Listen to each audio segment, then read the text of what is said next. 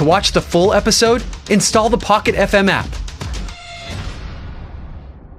At the Philly group, Mose made a call.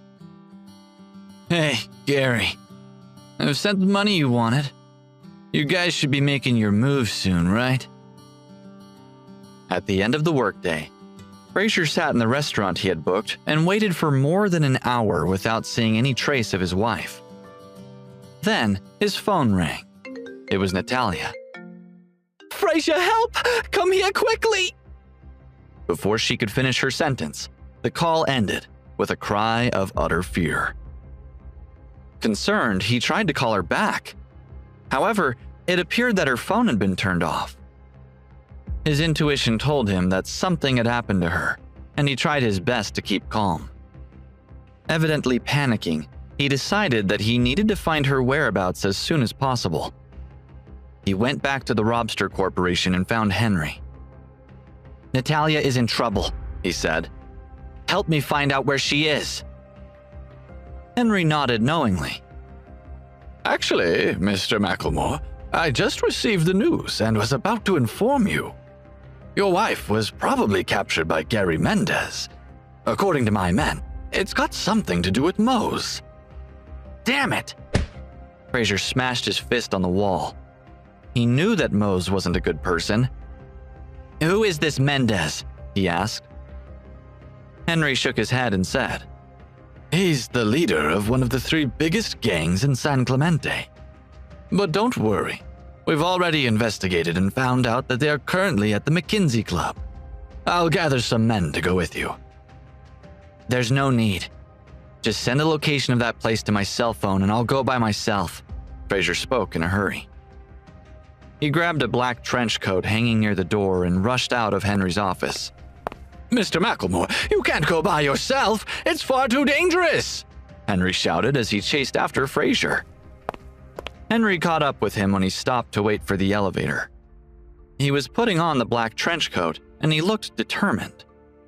The aura around him was completely different from how it had been a moment before. He gave the impression of being both powerful and single-minded. Nothing was going to stop him. He had kept his power hidden for a long time, but with someone he loved being threatened, it was time for him to put on his armor again. As a precaution, Henry still called his men. He couldn't bear the consequence of Fraser being hurt. In a luxurious private room on the top floor of the McKinsey Club, a man with a knife scar on his forehead was rubbing his chin and looking at 2 women leaning against the wall with their hands and feet tied together. One of them was Natalia, and the other was her best friend, Sheila. The man, whose name was Gary Mendez, was pleased to see that they were 2 beauties. He looked at Natalia and said, "No wonder Mose was so desperate to get a hold of you. You have a great body. I heard that you have a useless husband. What a pity." The women were gagged, so they couldn't say a single word. They could only shake their heads, which they did violently. "Just accept that you're here and stop resisting. You can't do anything about it, so you might as well enjoy it." That caused an outbreak of sniggering among the other men in the room. The door creaked as a man with a green tattoo on his face pushed it open and walked in. He was a member of Gary's gang, and his name was Ryan Briggs. When he saw the 2 girls who were tied up, he frowned. Gary glanced at the man and asked, "Ryan, have you told that guy Mose that we have them?" Ryan nodded and said, "Yes, I have. He said he'll be here in half an hour." "Half an hour? How dare he make me wait for half an hour?" Gary slammed his knife on the table. With his anger intimidating the 2 women, his dangerous gaze fell on Natalia and Sheila again. He said, "Well, half an hour will be more than enough time for me to play with these 2 first. Letting Mose get the leftovers doesn't seem like a big deal." "That seems reasonable," one of the men said. "But don't forget to leave something for the rest of us, too." Gary rubbed his hands together and slowly walked toward the 2 girls, a lustful look on his face.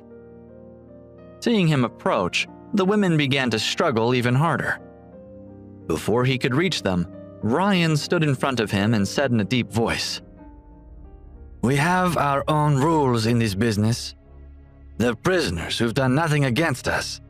Is this appropriate?" "Stay out of this," Gary ordered. He pushed Ryan to the ground, then spat at him before ordering his men to tie him up as well. "You're still lecturing me about rules at a time like this? What a disappointment you are," Gary blurted. Gary cursed angrily and turned back to stare greedily at Natalia and Sheila. Within a moment, his large hands viciously grabbed at the two women. They tensed up, afraid that they wouldn't be able to escape. Suddenly, there was a loud bang as the door was kicked open and a man wearing a black mask and black trench coat rushed in. Gary turned around and saw that someone was trying to spoil his plans. His eyes flashed with a murderous light, and he asked, "Who the hell are you?" "I'm the one who's going to take your miserable life," replied the masked man. When the masked man saw Natalia's disheveled clothes and the red palm print on her face, he felt a monstrous rage in his heart. A blond man cursed a few times and said, "Stranger, do you know who our boss is? You're making a big mistake by threatening him." The man then grabbed a bottle and went to smash it on the masked man's head. The masked man looked coldly at the blond man and raised his arm just as the bottle was about to hit his head. There was a loud crash as the bottle shattered, and the masked man caught a large glass shard.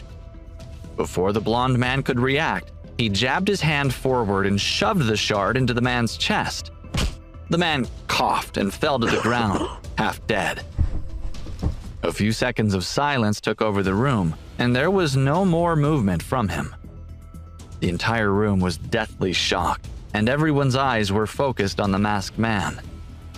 Natalia was terrified by the sight of what had just happened. As for Sheila, her eyes were glowing. A man who was vicious and aloof had always been her favorite type. Moreover, the mysterious and heroic aura of the masked man made her heart beat even faster. "Who are you?" Gary asked. "My guys are considered to be the best in San Clemente, so I hope that you can explain yourself." "I already told you. I'm the one who's come to take your miserable life." The masked man took some large strides forward. The others were stunned for a moment before pulling out their weapons and charging ahead. "Attack! Attack! Get him!" However, even though there were a lot of them, none were a match for the masked man, and they were all defeated easily. In less than 2 minutes, all of them had been knocked to the ground. The masked man turned his attention to Gary, who had never seen anyone so skilled. As the man in black moved toward him, Gary took a step back every time the man took a step forward. For once in his life, he was genuinely petrified. When he had reached the wall and had nowhere to retreat, he tried to calm the situation down. "Okay, you win. If you let me go, I'll give you half of what I was paid for doing this job." "Go to hell." Gary took out a sharp blade to protect himself, and with a resolute expression, he darted forward to stab the masked man's throat. Natalia and Sheila started to whine again, seemingly trying to warn the masked man to be careful. The man grabbed Gary's head, and with a quick twist, Gary fell to the ground, dead. There was a moment of silence. The masked man looked at the two women. He lightly pursed his lips but didn't bother with them. Instead, he walked out. However, as he passed Ryan, who was still tied up, he reached down and untied the ropes as he hissed, "Come with me." Natalia frowned as she once again heard the slightly familiar voice. For a moment, she fell into deep thought. Seeing the back of the man, she felt that his movements and silhouette were a little like Fraser's. However, when she thought of the masked man's skills, she quickly tossed that thought to the back of her mind. Although Fraser had fought in front of her before, he was not even close when compared to the man who had just saved them. Fraser is so unreliable, she thought. I've quelled him, but he still hasn't come to help me. She didn't notice that Sheila, who was still beside her, was completely infatuated. The masked man entered the restroom and took off the mask, revealing Fraser's face. Fraser had grown up in a family where close combat training was compulsory. His mother wasn't an ordinary woman. Even the strongest fighter in the family had been no match for her. With such a powerful mother, it was hard for Fraser not to be strong. He didn't think much of the men he had fought that day. Their fighting skills had been unremarkable. He hadn't wanted Natalia to identify that it was him because he didn't want her to see him acting violently. He remembered that she had previously said that handsome men were much more refined and cultured than men who knew how to fight. In a civilized society, fighting, in her opinion, was unacceptable. Ryan went up to Fraser and was surprised by his young face. However, he managed to hide his realization. Fraser said, "From the looks of it, you're one of the subordinates of that Mendez guy. Why did he tie you up?" "Because I couldn't bear to see him bully innocent women," Ryan replied. "I tried to dissuade him, which didn't go down very well." "So you're a man of principle in the underworld, are you? Do you want to fight me?" Ryan knew that he was no match for Fraser. With a submissive look, he just raised his hands in surrender, backed up to the wall and said, "I'm a member of the underworld, and I've done many bad things. After I witnessed my sister being bullied, I swore that I would never do anything to harm innocent women. If you want to take revenge on me, go ahead." Fraser stared at him for a while before saying, "All right, I believe you. Do you know what I want you to do?" "No, tell me," Ryan said with a straight face. "From now on, you'll be the leader of the gang and you will answer to me." "Do you have any objections?" Fraser asked while furrowing his eyebrows. "What? I'm the boss now?" Ryan said, taken aback by his sudden change in roles. If it had been someone else speaking to him like that, Ryan would have thought the person was blabbering in their sleep. However, the person in front of him gave him a sense of power and solid authority. "I guess you're saying you want me to become your man and work for you in the future?" Ryan asked to confirm. Fraser smiled again. This guy's really smart, and he has some principles, he thought. He's the kind of person I need. Fraser expected to meet Ben McLemore sooner or later, so he needed all the help he could get. "Yes, I want you to work for me. It's not going to be easy. If you follow me, you'll be in danger, but if you succeed, then you'll reach new heights. It's a bit of a gamble, and whether or not you have the guts to take that gamble is up to you," Fraser warned him. Droplets of sweat had formed on Ryan's forehead. He had a feeling that he was at a crossroads in his life. He had never lacked ambition, only opportunity. Since one had appeared so unexpectedly, he felt there was no reason for him not to take it. Gradually, Ryan's resolve became firmer. "I'll do it," Ryan said. With that, he stepped forward and said solemnly, "Boss, I'll do my best for you from now on." Fraser didn't have time to listen to his display of loyalty. His wife was still tied up, and there was nothing more important than saving her. After throwing the trench coat to Ryan, Fraser dialed Henry's number and told him to do two things immediately. One was to eradicate the Philly group completely. Fraser had decided that letting them go bankrupt wasn't enough. Secondly, he wanted the McKinsey Club to go bankrupt. Henry agreed to do both immediately. In order to give the impression that he was anxious, Fraser removed his mask and ran from the top floor of the clubhouse down to the lowest level. Just as he was about to run back up, he bumped into Mose, who was humming a tune as he walked into the building. Mose was in a great mood.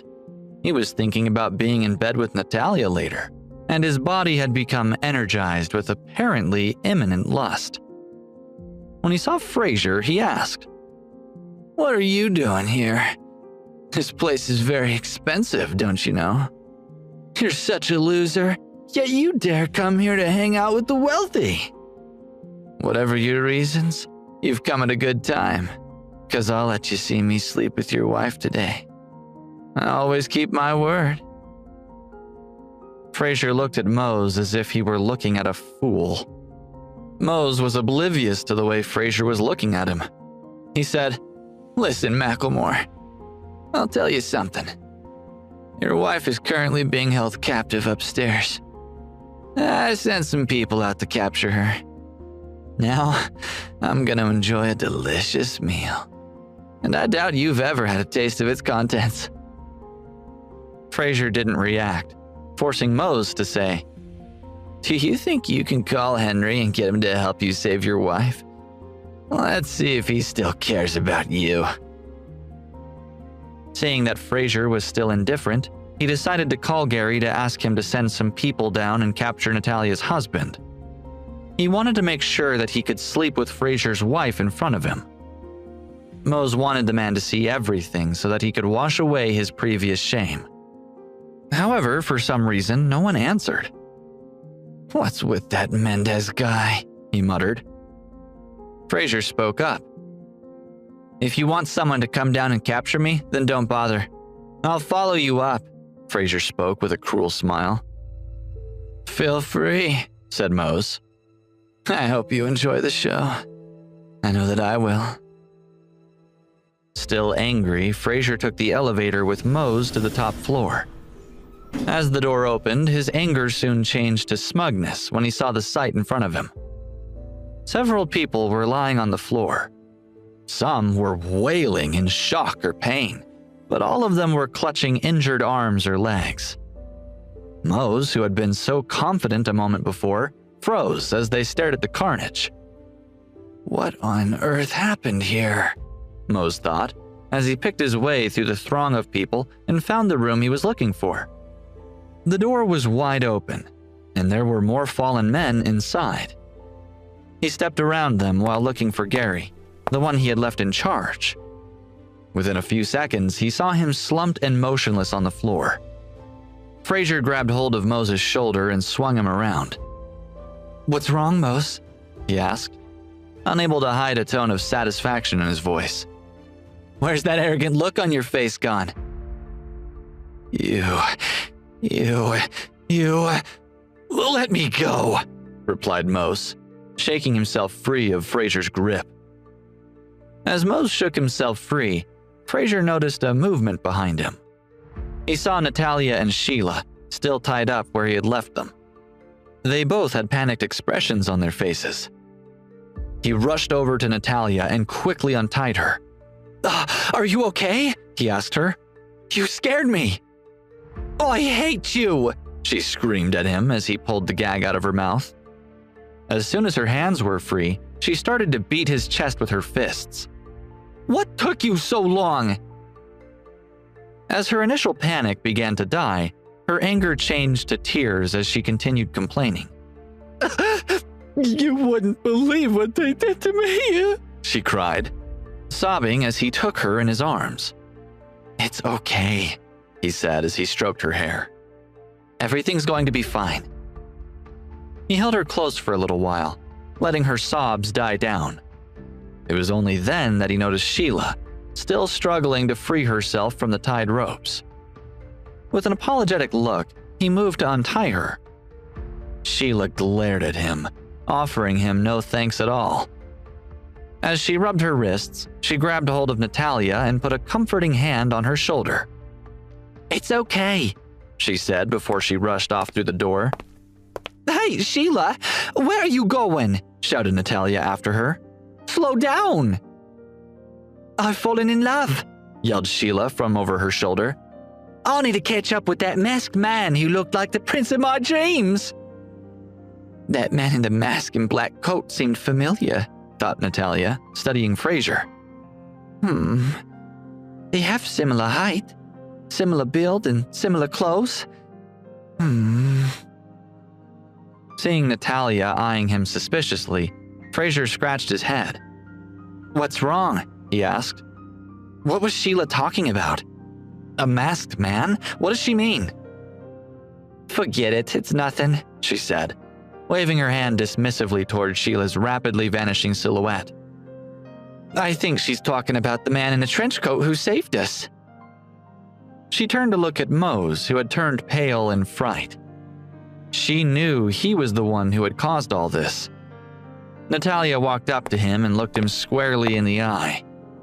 "I could slap you," she said, clenching and unclenching her fists. "It's nothing less than you deserve." She thought back to the time she had almost slept with him and realized how she had a lucky escape. Mose didn't move. As her palm connected with his cheek, the sound of the slap echoed throughout the room. He blinked in shock and put his palm up to his face, gingerly touching where her hand had hit him. His eyes narrowed.